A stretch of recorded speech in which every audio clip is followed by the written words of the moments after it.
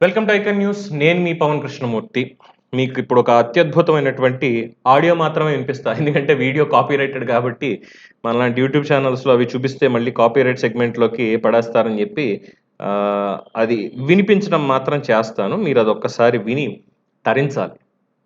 ఎందుకంటే ఇలాంటి అత్యద్భుతమైనటువంటి కళాఖండాలన్నీ కూడా అప్పుడప్పుడు నాకే ఎందుకు కనిపిస్తాయో నాకు అర్థం కాదు. సోషల్ మీడియాలో తిరుగుతున్నటువంటివి.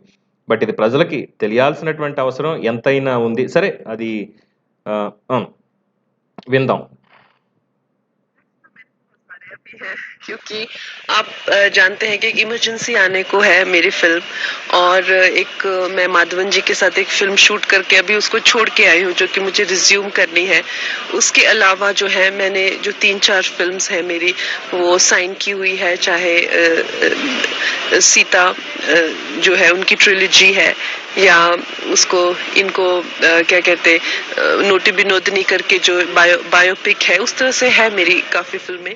लेकिन अब प्रोजेक्ट्स तो मेरे बहुत सारे अभी है क्योंकि आप जानते हैं कि एक इमरजेंसी आने को है मेरी फिल्म और एक मैं माधवन जी के साथ एक फिल्म शूट करके अभी उसको छोड़ के आई हूँ जो कि मुझे रिज्यूम करनी है।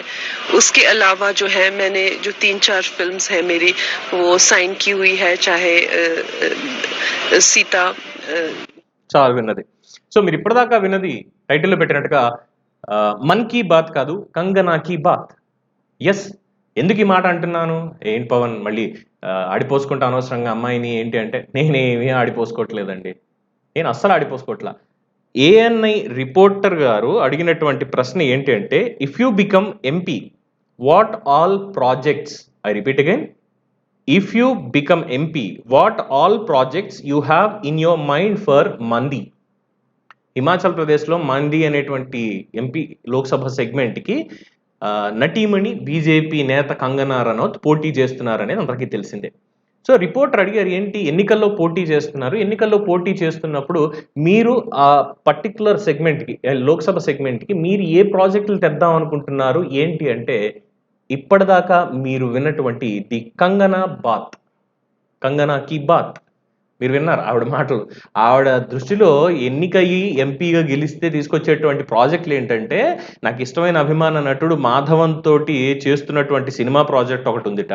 ఇది కాకుండా సీత ట్రయాలజీ అని చెప్పి ఇంకొక పార్ట్ ఉందిట. మొత్తం ఒక 4 సినిమాలు లైనప్లో ఉన్నాయి. ఆ 4 సినిమాల లైనప్ని పూర్తి చేయాలి అని చెప్పి ఆవిడ చెప్తుంది. There are lot of projects I'm working on. I have resume my movie shooting after the election. I have 3 more films which is in pipeline, blah blah blah. చిన్నప్పుడు స్కూల్లో చదువుకునేటప్పుడు టీచర్లు అడిగేవారు, రే పెద్దయ్యాక ఏమవుతారా అంటే, అప్పుడు ఉండేటువంటి నాలెడ్జ్ కంటే పరిపక్వత లేనటువంటి, అప్పుడే ఎదుగుతూ ఉంటాం కదా, ఏదో తెలియక చూస్తున్నటువంటిది, సమాజాన్ని పూర్తిగా ఆకళింపు చేసుకునేటువంటి స్థాయి అప్పుడు ఉండదు పిల్లలకి.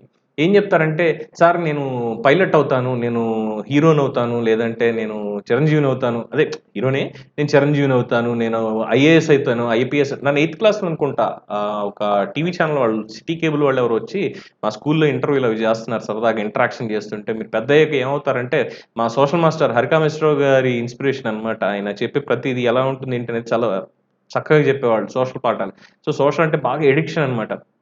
సో ఆయన చెప్పేవన్నీ విని విని ఐఏఎస్ ఐపీఎస్ అంటే చాలా పెద్దవి కదా, చాలా గొప్పవి కదా, ఐఏఎస్ ఐపీఎస్ అయిపోదాం, ఇలాగే సమాధానం చెప్పేవాడిని.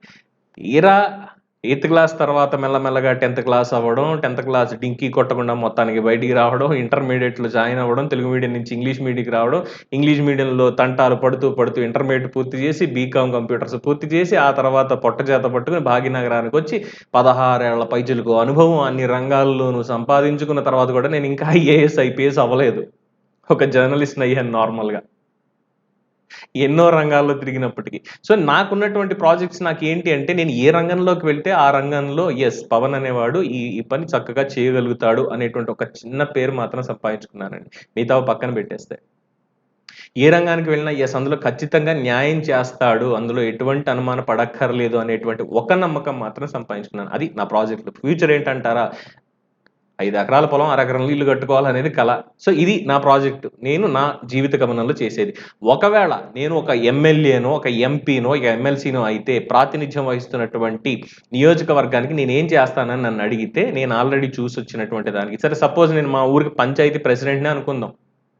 ఎక్కడో తూర్పుగోదావరి జిల్లాలో ఒకానొక కుగ్రామంలో ఆ పంచాయతీలో ఉండేటువంటి ఒక 650 ఇళ్ళకి నువ్వు అక్కడ ఏం చేస్తావురా ప్రెసిడెంట్ అయితే అంటే, మా ఊరి సంగతి నాకు తెలుసు కాబట్టి ముందు అర్జెంటుగా కరెంట్ లైన్లన్నీ కూడా మార్పించాలి, రోడ్లు సరిగ్గా వేయించాలి, రాత్రిపూట లైట్లు వెలుగుతుండేలాగా చూసుకోవాలి, ప్రతి ఇంటికి మంచినీటి కుళాయి కట్టించాలి, స్కూల్ చుట్టుపక్కల ఎటువంటి దుర్గంధం లేకుండా చేయాలి, సరైనటువంటి డ్రైనేజీ వ్యవస్థ నెలకొల్పాలి, ఊళ్ళో ఉండేటువంటి మహిళలందరికీ కూడా సాధికారత, వాళ్ళు స్వావలంబనగా ఎలా ఏం చేసుకోవచ్చు అనే దాని మీద వాళ్ళకి శిక్షణా తరగతులు ఇప్పించడం గానీ, లేదంటే ఇతరత్ర కార్యక్రమాలు చేయించడం, అలాగే వైద్య సదుపాయాలు ఎలా ఉన్నాయనేది చూసుకోవడం.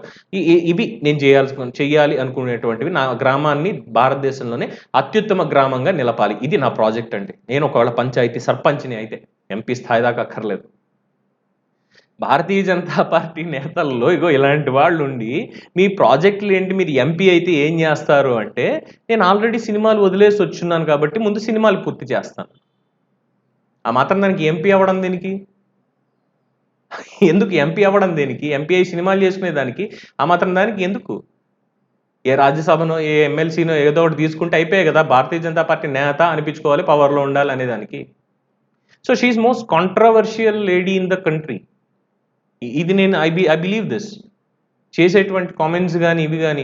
అలాగే ఏదో చెప్పింది లాస్ట్ టైమ్ నాకు గుర్తు రావట్లేదు. చరిత్రకి సంబంధించింది ఏదో చెప్తూ ఏముందసలు స్వతంత్రం ఎప్పుడొచ్చింది అంటే 1947 ఏం రాలేదు. సుభాష్ చంద్రబోస్ వల్ల మాత్రమే స్వతంత్రం వచ్చింది. అప్పుడే వచ్చింది మనకి అని చెప్పి. అంటే నేను సుభాష్ చంద్రబోస్ గారిని, ఆజాద్ హింద్ ఫౌజ్‌ని నేను ఎక్కడా తక్కువ చేయడం లేదు. He is most responsible and respected person in this country. నేను వ్యక్తిగతంగా ఆరాధించేటువంటి వాళ్ళలో సుభాష్ చంద్రబోస్ గారు కూడా ఉన్నారు. కానీ స్వతంత్రం ఆయన మూవ్‌మెంట్ స్టార్ట్ చేశారు.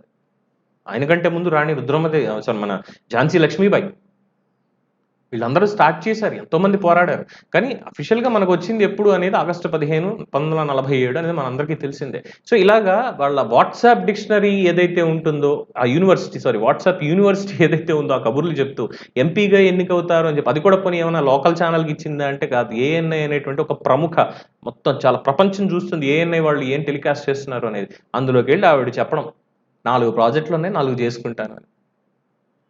మన్ కీ బాత్ లాగే. అదే మన్ కీ బాత్ కాదు. మన్ కీ బాత్ లాగే ఇది కంగనా బాత్ అన్నట్టుగా ఇదుంది పరిస్థితి. ఇలాంటి వాళ్ళందరినీ నేతలుగా ఎన్నుకొని ఏం ఆశించాలి మనం? ఏం ఆశించాలి? అంటే అడగొచ్చు.